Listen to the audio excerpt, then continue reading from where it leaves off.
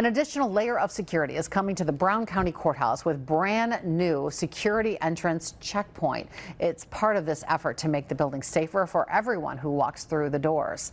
Victoria Frazier joining us live in the newsroom with how changes in technology will make it more efficient for security staff and visitors at the courthouse. Victoria.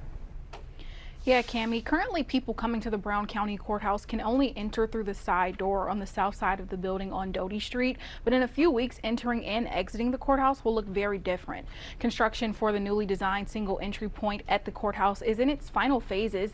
Visitors will soon enter the building on East Walnut Street. This comes after years of debate on the need for security checkpoints when entering the courthouse. Brown County approved $3.95 million for the project, which will add one metal detector, surveillance cameras, and an X-ray scanner similar to those used by TSA at airports. There will also be an increase in security staff with 2 armed guards at the security checkpoint. The Brown County Courthouse security supervisor says these changes will make security screenings more efficient.